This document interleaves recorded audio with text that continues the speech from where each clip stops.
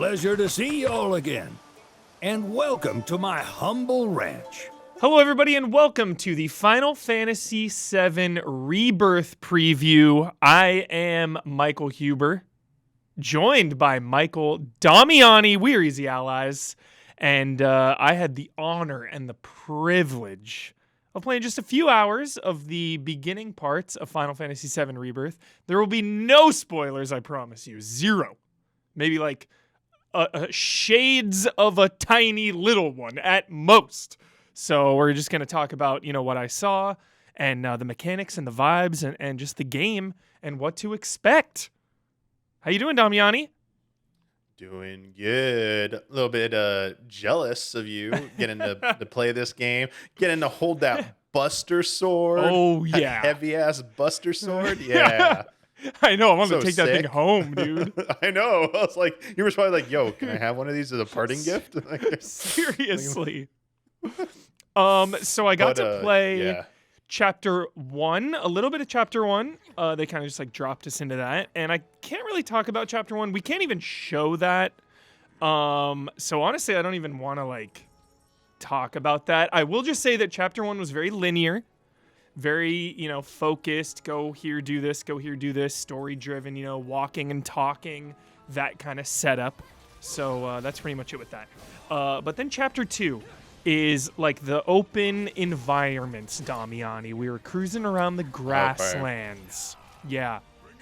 So before we get into that, I just took some notes about basically everything I encountered. One of the things first up, I love my mini games. What do they have? I want to start with Queen's Blood. Okay. All right, Queen's Huber. Blood. Lay it on me. Yes, dude. Okay, so you play this card game that has shades of Gwent from The Witcher, and basically there's 3 lanes, and you take turns placing cards down on the lane. You can only put cards down on like your half of the lane, and cards have, they have a different cost to be able to play them, and then where you put the cards can kind of pump up some of your spots to allow you to play those higher level cards there. Really, really fun. The person who has the highest total in the lane gets all of the points or like that many points from that lane. So if you have like, say one lane is like 4-3, you would get 4 points. Say the other lane is like 25-2, you would get 25 points. So then you add up your total and it's whoever wins. And what I like about it, is there are characters all over the world. I saw a very small portion of the world that play this game, and you can challenge them, and they have their little backstory, and you can earn better cards, and just like there's probably a lot of challengers like throughout the game that you can play, and I'm just really excited about that. Hopefully they lean into like the quest aspect of that, Damiani, because one of my favorite things in The Witcher is Gwent, and not only was it just a fun game to play, but and a fun cards to collect, but they actually had really good emotional quests revolving around it. So I don't know if it's going to go that hard, but we'll see. Yeah, I hope it has some like rare summon materials tied behind like beating like the champion of that. Yeah, dude. Totally. Yeah, that's funny. One of the things I wrote down was about crafting. Nothing new here, but you can level it. The more you craft, it like levels up your crafting. What I thought was really cool is, I haven't played Remake 1 since it came out, so some things I just forget about that game. But some things in the crafting can only be obtained that way from crafting. Okay. So some items in the game, it's the only way to get certain things is to craft them. So Very that just RPGs, that puts a little extra value on those crafting materials for sure. There's a lot of things to level up in this game, Damiani. Get ready to be obsessed. Obsessed. Like 100%ing this game is not an option. It is a requirement. So first up, you level up your character, of course. You level up your weapon, just like the other one. You'd level up your weapon, you'd unlock like the different abilities, and then you could like take those abilities and use them on another weapon. It also unlocks stat boosts as well when you level up a weapon. So it's like you're not just getting abilities to use on Love other a good things. stat boost. Yeah, you actually get like stat buffs. So it really encourages you to use every weapon in this game. You level up your party. Bonds, dude. It says party bonds. Okay. This has me like the most excited about Final Fantasy VII Rebirth, Tommy. The party level and the party bonds. So when you explore and you help people out, like with side quests, you'll level up your party, and that'll get you extra skills and abilities in your folios. And your folios is like a giant grid sphere, except way less giant. So you have this other thing you're leveling up as well, this basically grid sphere thing that will level up your party members' abilities, so you'll be able to do like tag team moves.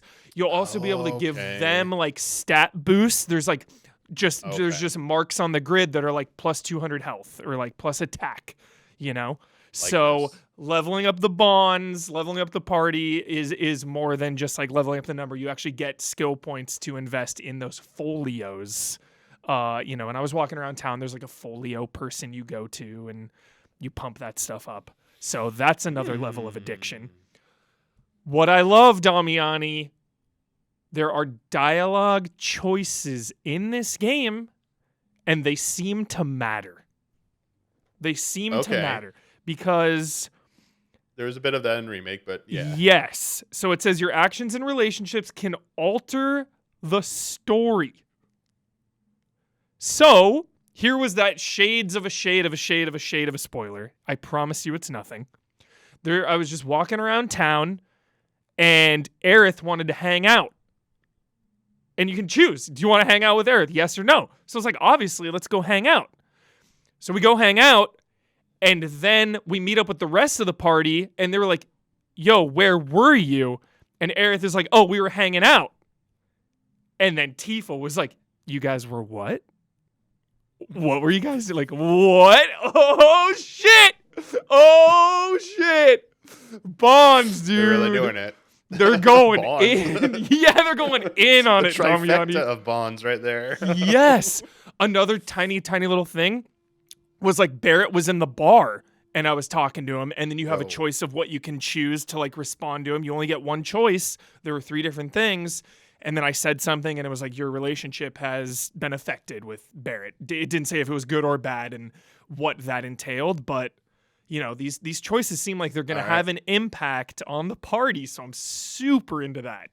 This is good advice here. You're now letting me know to make multiple saves so that I could be prepared. Yeah, seriously. So that was it. That was backtrack. Yeah, that was literally the only story beat I'm talking about. So do not worry. And it was so small. It was like just this little optional thing like in town. So then the open environment, you know, the thing that we've been waiting for in Rebirth, kind of this big, not open world, but really large environments. It felt really big. I was just in the grasslands. The city of Calm was within the grasslands. So that was kind of the hub area. Really nice, cozy town, as you know, in Remake 1. Some jolly, friggin' Midgard is so jolly. But this town had like side quest opportunities, places to challenge Queen's Blood people. They had the board with like other quests you could find. But then out in the open area, there was. So one of the things is like you'll find hidden caches. So it's basically like traversal type puzzles, I'd say. Not really traversal puzzles, but like in this area there will be 2 treasure chests. And when you unlock them, it'll check them off the map. So again, a completionist's like fantasy, but also a completionist nightmare. I was walking around this area, Damiani, for like a couple minutes, dude. I was like, where is this chest? Like, I couldn't find it. I couldn't find it. So it's like, they're not just obvious locations, like, here you go, check it off. It was like, no, I'm like, do I hop up here and then hop down here and hop across here? Like, where is this? Those will give you, like, crafting materials and whatnot, and also just check it off the list if you're looking to 100% that stuff. There were other small little areas within the grasslands that we found. We found a little like chocobo area there, a little chocobo farm. You know, you could rest at the bench. There are some broken benches that you need to fix, and that can be like a rest spot or a fast travel spot. There's that stuff. I remember them talking about that in an earlier video, but yeah. Yeah. The vending machines are back. You know, they'll have sales, and you restock items. But then we did the chocobo stuff, and they say chocobo in this game, by the way, not chocobo. Anyone keeping score on attention. That? Okay. Chocobo was said. What if it's different timelines or realities where it's said differently, Huber? Yeah, it could be. Maybe it's just a regional thing too. It's like what if all the Splinter staff they have to like memorize that? They have to be on point so that when the secret's revealed, it's like pay attention to how we talked about it every time. We gave it away, but you didn't pick up on it.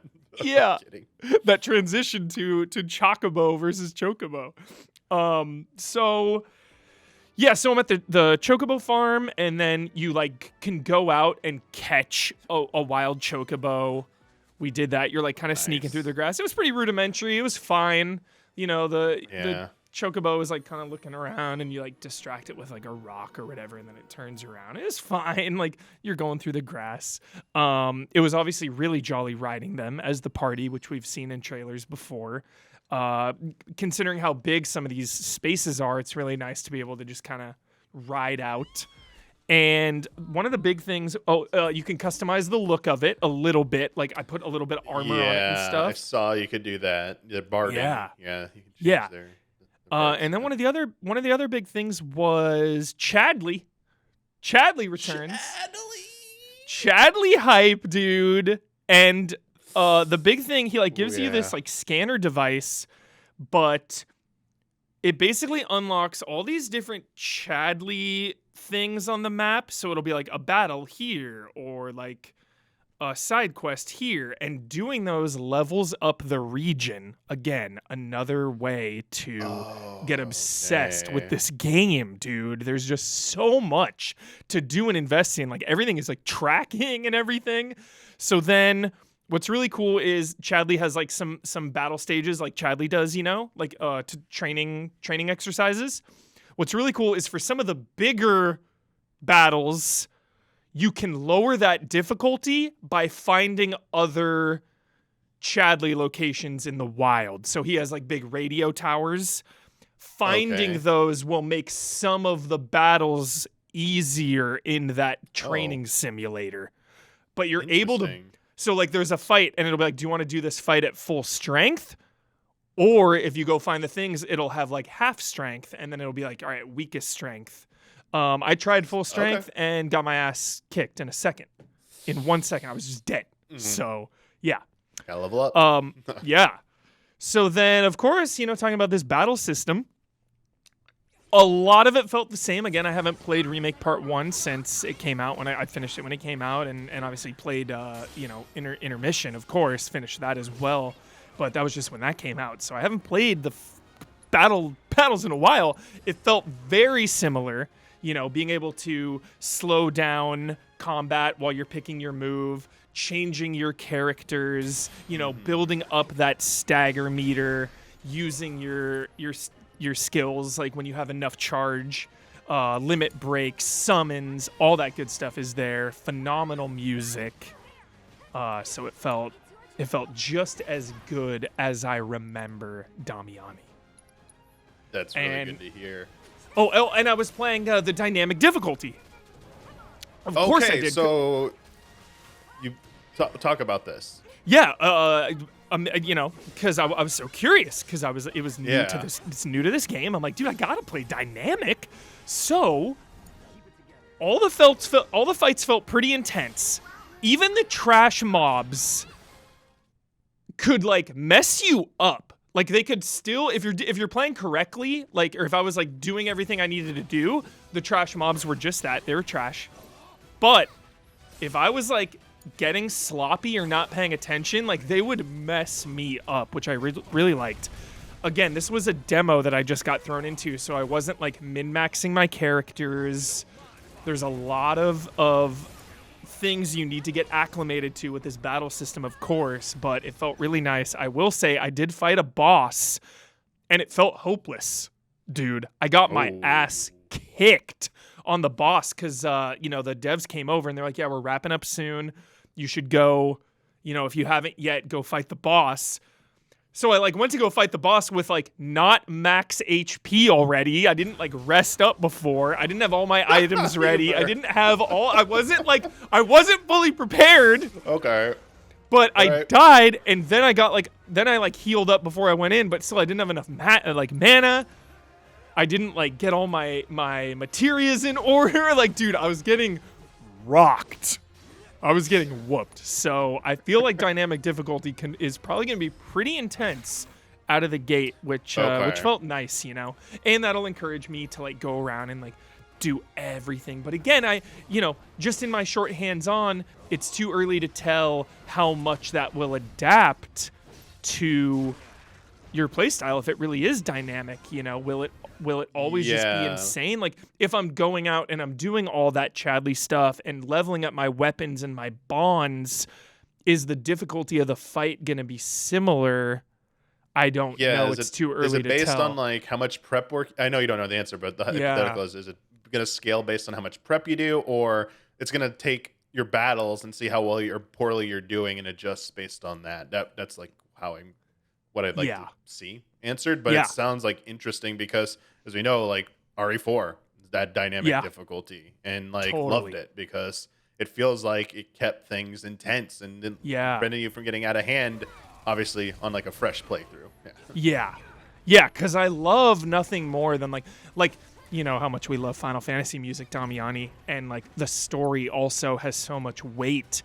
There's nothing more adrenaline pumping and exciting than when that battle music starts to hit and you're fighting this powerful boss and you feel that boss's power, I want that boss to push back. I want it to feel like a spectacle, So we will see. And so far it did.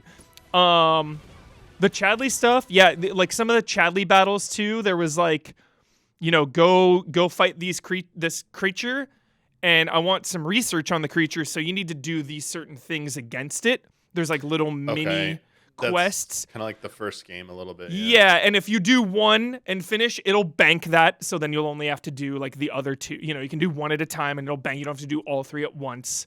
But some of those were pretty intense. It was I was fighting these enemies, and it was don't get poisoned by the enemy, and it was hard to not get poisoned. I kept getting poisoned. I was dude, this thing poisons me in 1 second. Gotta get an accessory.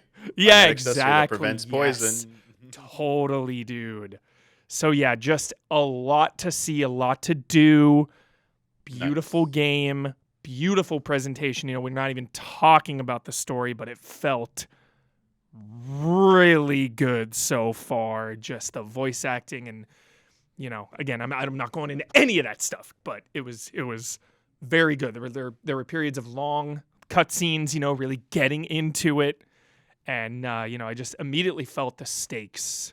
And also the lighthearted adventure, too, balancing that, Damiani. Balancing the lighthearted bonds and the jolliness with, we have a mission to do. So yeah, that's pretty much it, dude. Any questions come to your mind, or... But I'm just so scared to ask questions because I don't know if I want to know answers. It's we're so close. We saw that state of play announced, and I'm you heard me. I was nope, not watching that. But truly, I think yeah, I mean, I don't even know if I'll have the answers because that's all my notes right there. That's basically everything I saw. So, but yeah, what do you think? Yeah, man?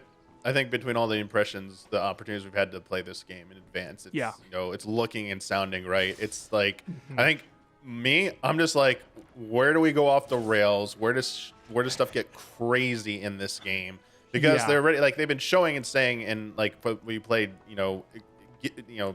letting you experience the right things. The combat seems good. A lot of RPG elements, the open environments, the story, the music, and the visuals. The minigame, dude, Queen's Blood was sick.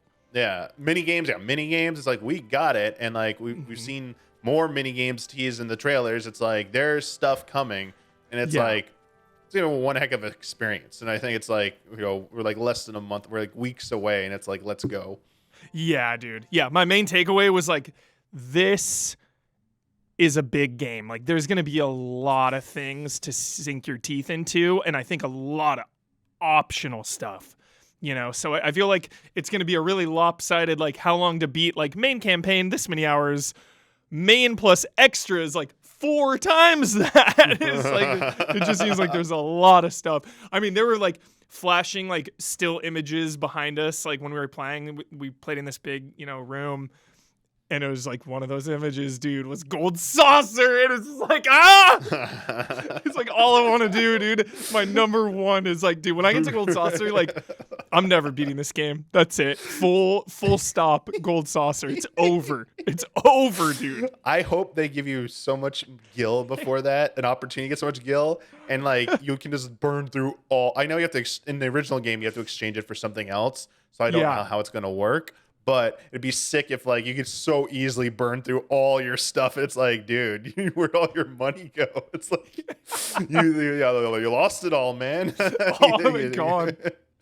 He's like Cloud out there just like grinding for gil, dude. Just like, I need more money. I'm not grinding for levels. I need more gil, man. I gotta go buy more tokens to play the games. Let's go. Yeah.